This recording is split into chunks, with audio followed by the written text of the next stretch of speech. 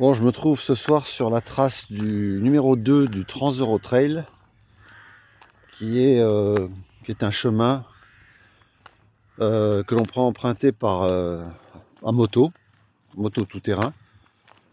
Alors c'est un mix de chemins autorisés de campagne, de chemins forestiers, agricoles, d'anciennes voies, et c'est mixé avec des toutes petites départementales, comme ce genre de chemin par exemple, pour faire les jonctions entre les parties, entre les sections. Donc la section 2, là, je suis à peu près à la hauteur de...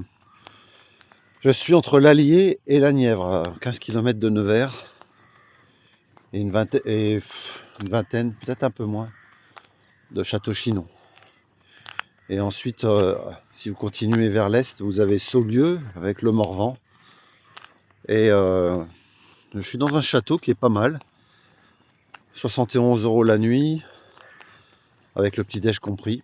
Donc c'est pas trop cher. Ça fait 7 jours maintenant que je remonte la France par les chemins en moto. J'ai une CRF 250 LA. Donc c'est un trail, un gros trail, enfin un trail mono 250, pas trop lourd, de 145 kg, 140 kg. Et c'est bien pour le tout-terrain, mais je me suis quand même un peu chargé parce que j'ai pris des affaires de camping. Et j'aurais pas dû parce que j'ai eu un temps exécrable.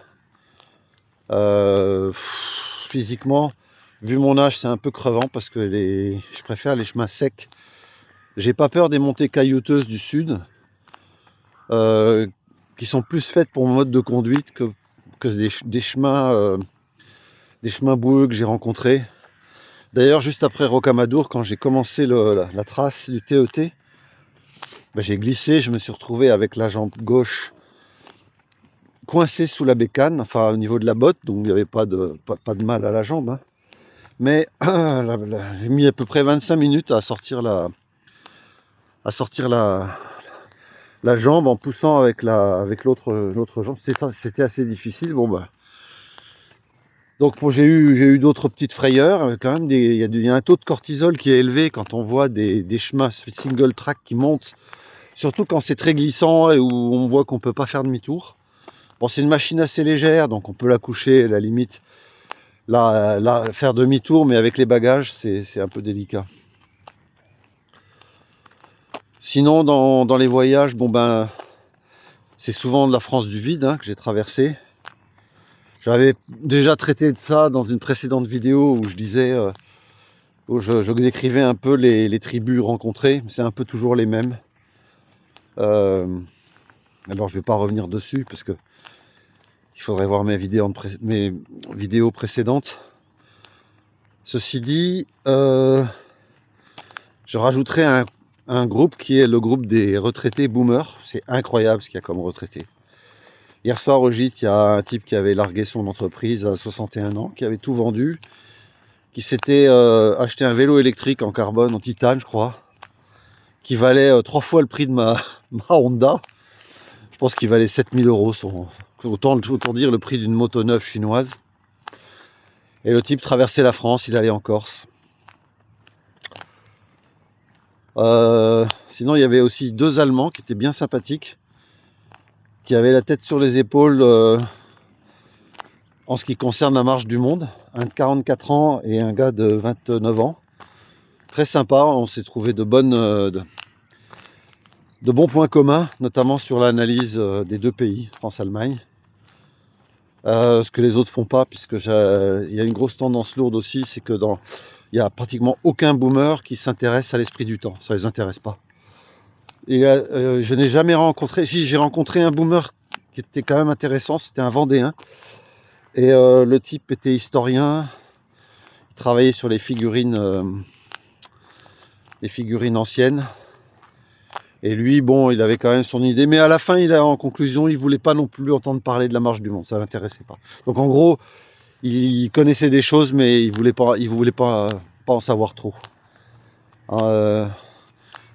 C'est une tendance que j'ai remarquée, c'est-à-dire une tendance à éviter la lucidité. On sait pas, on dirait que les gens sont aveuglés par les choses qui sont pourtant visibles, notamment l'hyperfragmentation de ce peuple.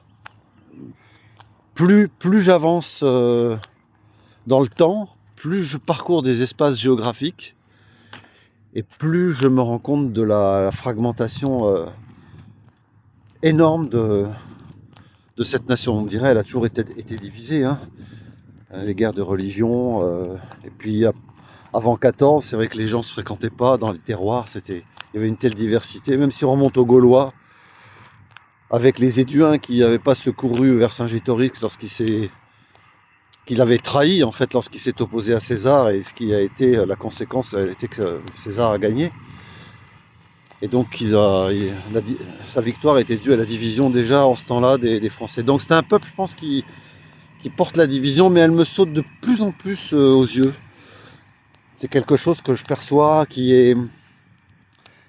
maintenant de manière plus sensitive qu'intellectuelle. Avant, je l'intellectualisais, bon, on pouvait distinguer, on pouvait gérer les cohortes, mais malgré tout, il y avait des cohortes qui étaient fondées plus sur une vision marxiste, c'est-à-dire à la verticale, avec des combats de classe. Mais aujourd'hui, tout est à l'horizontale et complètement séquencé. C'est quelque chose qui ressemble à un colmatage de roches, mais qui aurait été dissous et qui serait maintenant du sable. Et donc avec le sable, effectivement, on pouvait faire ce que vous voulez, quoi, hein, puisque chaque grain de sable vit sa vie, mais vous ne pouvez pas l'amalgamer, vous ne pouvez pas construire quoi que ce soit. Le sable peut être malléable à souhait. Donc je fais pas uniquement ce voyage pour la moto. Ce que j'aime bien, c'est toujours... Bon, c'est intéressant pour l'exploit personnel, mais c'est pas ça qui me motive. Moi, ce qui me motive, c'est toujours quand même l'observation des choses. Aller dans les terroirs comme ça, là. Regarder ce qui se passe. Surtout dans cette France qui est quand même un peu laissée à l'abandon. Ce matin, j'étais dans un tout petit village. Il y avait qu'un tout petit proxy avec la poste, une pharmacie, donc ce qui était pas mal.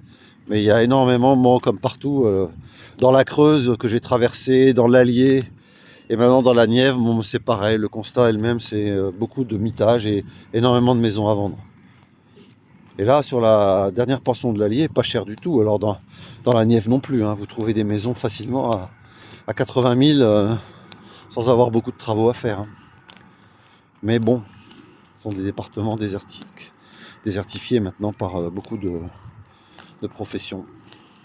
Il reste pas mal d'agriculteurs. Quand on voyage comme ça en moto, ce qui est intéressant, c'est que on se rend compte encore de de l'immense parcellisation des exploitations agricoles. C'était vraiment un pays qui a été fondé là-dessus, quoi. Et ça en porte encore les marques, de la même manière que le pays porte encore les marques de la chrétienté, puisqu'il y a des églises partout, des calvaires partout. C'est un attrait incroyable pour le tourisme, hein. Mais bon, les Allemands me disaient qu'en Allemagne, le tout-terrain en moto était interdit.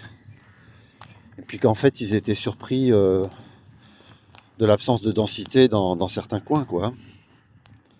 Voilà, c'était le petit topo. Alors demain, je vais reprendre le Trans-Euro-Trail section 2. Et je vais voir, soit je le suis, la section 2 jusqu'à un peu plus haut, ou soit j'obliquerai vers la section 15, vers le Morvan, mais le Morvan semble impraticable puisqu'il a plu. Et j'ajoute que je suis seul, donc c'est quand même facteur de risque. Seul et un peu trop chargé à mon goût, donc je vais voir. Bon là, physiquement je pense que je pourrais pas aller au bout, donc après je prendrai des routes. Je veux pas trop risquer non plus ma santé ou une fracture, une chute, une mauvaise chute, parce qu'après, à mon âge, on met quand même du temps à 100 mètres. Donc je vais essayer de réaliser ce qu'il me reste à faire de la manière la plus efficiente possible, c'est-à-dire en pesant tous les critères, le plaisir, mais en mesurant les risques. Voilà, c'était mon petit topo sous ce ciel gris, donc j'espère que demain il s'éclaircira. Normalement ça devrait être le cas, il ne devrait pas y avoir de pluie.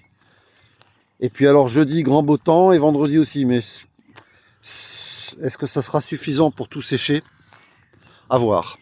Donc je vous dis à bientôt pour une prochaine vidéo.